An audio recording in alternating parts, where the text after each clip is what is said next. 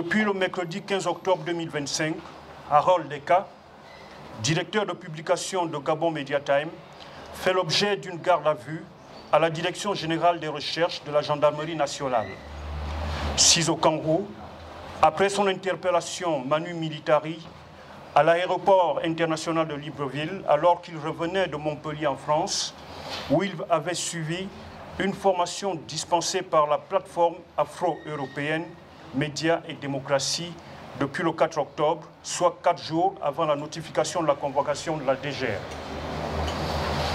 Il a été présenté vendredi 17 octobre 2025 devant le procureur de la République, près le tribunal de première instance de Libreville qui, au terme de l'audition, a décidé de proroger sa garde à vue jusqu'à ce lundi 20 octobre afin d'obtenir des informations complémentaires avant de prendre une décision sur les suites judiciaires à donner.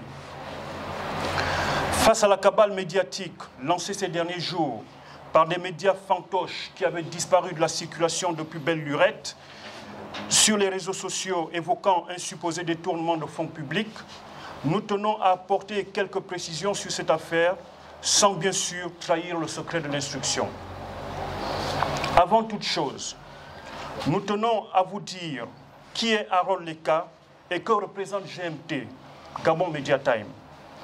Depuis sa création en 2016, Gabon Media Time s'inscrit comme un média au service du peuple et de son bien-être.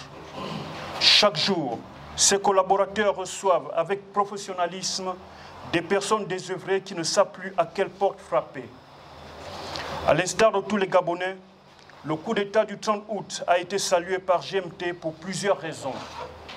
Mais la plus importante est que GMT est un acteur clé de la chute du régime d'Ali Bongo, même si aujourd'hui l'histoire est parfois réécrite. Harold Leka et ses agents ont, au péril de leur vie, participé aux côtés de Meïs Mouissi, actuel ministre de l'Environnement, à la rédaction du rapport 105 promesses, 13 réalisations, le bilan du second septennat d'Ali Bongo. Tout le monde en a parlé, y compris à l'international. C'est dire le sérieux et la rigueur qui caractérisent le personnage. Pour avoir coécrit ce rapport, Harold Leka a subi des menaces de mort. Nul ne sait où il serait aujourd'hui si le coup de la libération n'était pas arrivé. Il n'a pas quitté le pays au moment où sa vie était en danger. Ce monsieur est un patriote et personne ne peut le lui nier. On ne peut donc pas faire passer Harold Leka pour un délinquant et un détourneur de fonds. Harold Leka n'est pas un ennemi du régime, c'est un allié. Il participe à son niveau à la lutte contre le chômage dans son pays. Gabon Media Time, c'est une quinzaine d'emplois directs et des prestataires. Harold Leka emploie des jeunes Gabonais hautement diplômés. C'est un fait que personne ne peut nier. Il était important de faire cette clarification pour que les uns et les autres comprennent qui est la personne d'Harold Leka.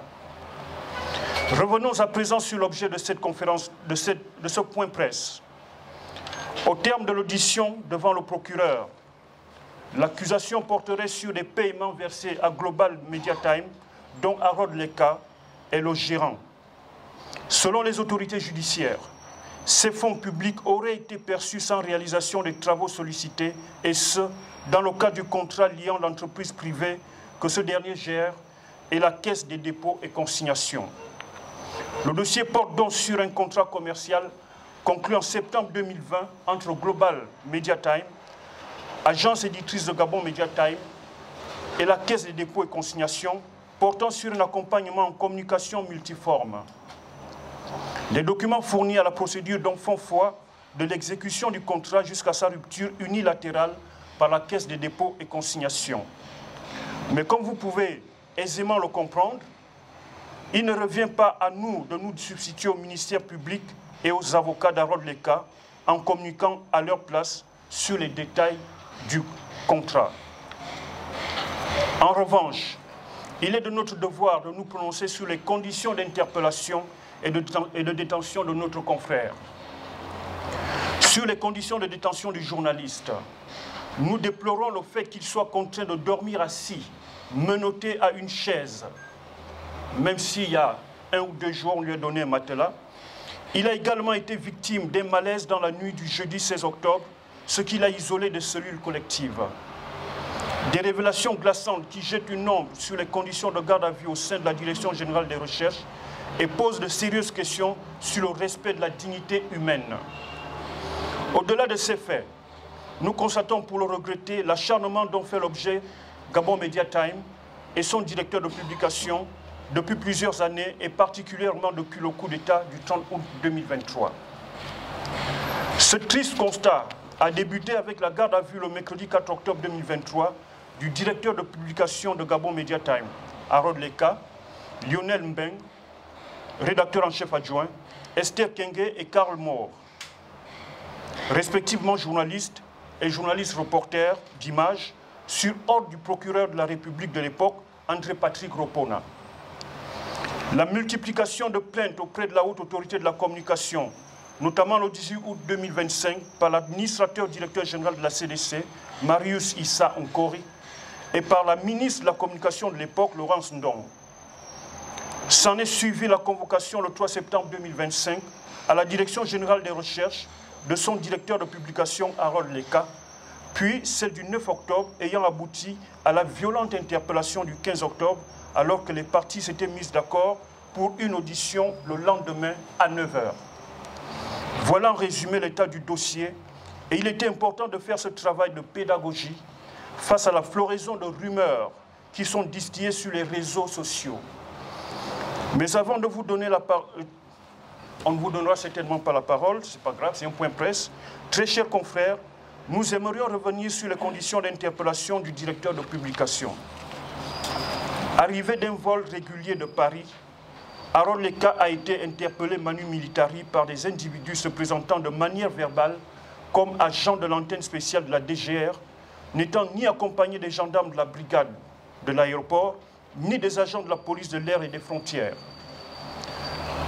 Pire, ces gens n'arboraient pas de badge d'accès à l'aéroport. C'est dans ces conditions que le journaliste Harold Leka a été interpellé et jeté dans un véhicule. Aucun de ces agents ne lui a indiqué le motif de l'arrestation. Apprenant par des rumeurs l'interpellation de leurs proches par la DGR, la famille s'est rendue sur place.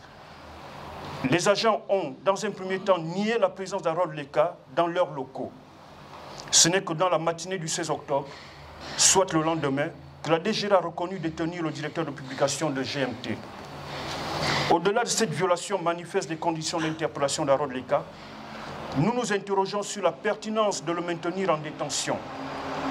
Il faut noter en effet que la nouvelle constitution, votée par le peuple gabonais, dispose en son article 16 que nul ne peut être gardé à vue ou placé sous mandat de dépôt s'il présente des garanties suffisantes de représentation. Dans le cas d'espèce, le mis en cause dispose de un domicile fixe et stable. Monsieur Harold Leka vit à Libreville. Un emploi régulier. Monsieur Harold Leka est le directeur de publication de Gabon Media Time et fondateur de l'agence de communication Global Media Time. Il a des obligations vis-à-vis de ses employés. Des attaches familiales solides sur le territoire. Harold Leka est un honnête citoyen, marié et père de famille. Enfin, le fait de se présenter spontanément aux autorités, M. Leka avait été convoqué pour le 9 octobre 2025. N'étant pas sur le territoire national, son avocat s'est présenté à la DGR et a produit son billet d'avion précisant les dates de sortie et de retour sur le territoire national, son visa et une copie de la lettre d'invitation au séminaire auquel il prenait part. Après la présentation de ces documents, les parties se sont accordées pour une audition le jeudi 16 octobre à 9 h. Toute chose qui démontre qu'il n'a nullement eu l'intention de se soustraire à la justice de son pays. Or, malgré cette exigence constitutionnelle à laquelle il répond, M. Leka a été contraint de dormir 5 jours durant, menotté à une chaise, sans possibilité ni d'aller aux toilettes, ni de prendre une douche, encore moins de se brosser les dents, tant bien même il leur demandait en les suppliant. C'est dans ces conditions que le mis en cause a été présenté devant le procureur le vendredi 18 octobre 2025.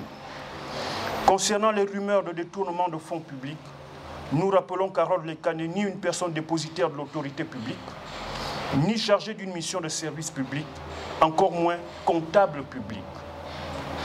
Dans ces conditions, où est le détournement de fonds publics? Le contrat liant les deux entités concerne une institution publique et un prestataire privé. De ce fait, aucun détournement de fonds ne peut être qualifié en la matière. De plus, en cas de litige dans cette convention, le tribunal du commerce serait le seul habilité à trancher et non le pénal. Nous concluons de ce fait à une cabale politico-judiciaire qui vise simplement à faire taire des voix libres et indépendantes.